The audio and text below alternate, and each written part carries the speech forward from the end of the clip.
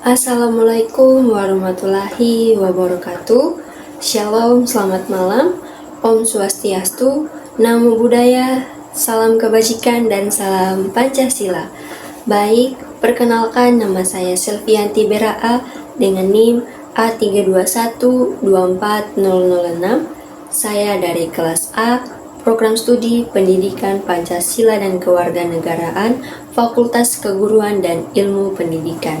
Baik, adapun maksud dan tujuan saya dalam pengambilan video kali ini yaitu guna memenuhi tugas mata kuliah dari mata kuliah Sistem Peradilan dengan dosen pengampu dengan hormat saya sebut namanya Bapak Dr. Hasdin SPD MPD selaku dosen penanggung jawab dalam mata kuliah Sistem Peradilan. Baik, pada kesempatan kali ini saya akan membahas mengenai konsep dasar sistem peradilan Indonesia.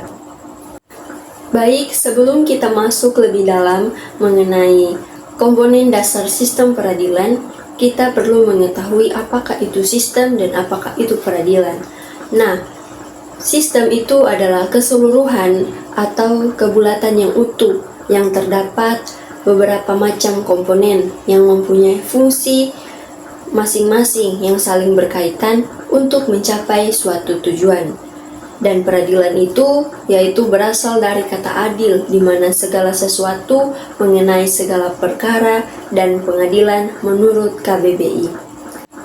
Nah, jika diintegrasikan bahwa sistem peradilan adalah keseluruhan perkara pengadilan dalam suatu negara yang satu sama lain berbeda, tetapi masih saling berkaitan sehingga terbentuk suatu mekanisme dan dapat diterapkan secara konsisten. Nah, adapun unsur dari sistem peradilan itu sendiri yang terbagi atas 4 bagian. Yang pertama yaitu terkait norma hukum, di mana dalam norma hukum ini ada konstitusi, undang-undang, hukum acara, dan peraturan terkait. Yang kedua yaitu mengenai lembaga, di mana lembaga ini berupa pengadilan dan lembaga konstitusional terkait kekuasaan kehakiman. Dan yang ketiga yaitu aparatur, di mana berupa hukum, panitra, jaksa, polisi, advokat, dan petugas pemasyarakatan. Dan yang terakhir yang keempat yaitu prosedur, di mana yaitu tahapan formal untuk pemeriksaan, pembuktian, putusan, dan eksekusi. Selanjutnya yaitu mengenai landasan konstitusional, di mana ada 3 landasan, yaitu yang pertama Undang-Undang Dasar Negara Republik Indonesia tahun 1945 menegaskan Indonesia sebagai negara hukum. Yang kedua yaitu mengenai pasal 24 yang berbunyi kekuasaan kehakiman merupakan kekuasaan yang merdeka untuk menyelenggarakan peradilan guna menegaskan hukum dan peradilan. Dan yang ketiga yaitu mengenai kekuasaan kehakiman, di mana kekuasaan ini dilakukan oleh Mahkamah Agung beserta badan peradilan di bawahnya dan oleh Mahkamah Konstitusi. Baik, selanjutnya adapun prinsip negara hukum. Yang pertama itu yaitu mengenai supremasi hukum, di mana kekuasaan publik tunduk pada umum.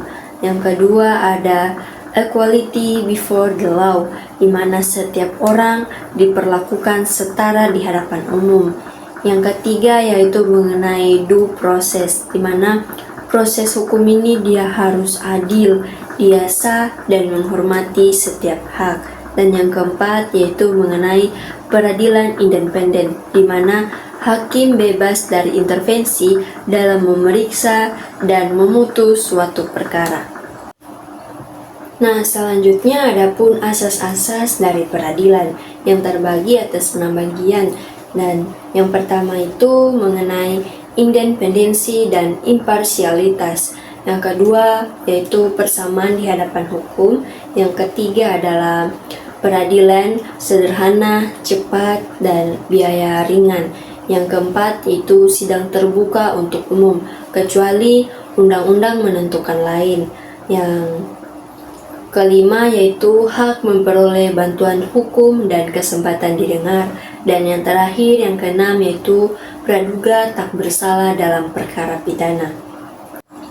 Nah, selanjutnya ada pun struktur kekuasaan kehakiman.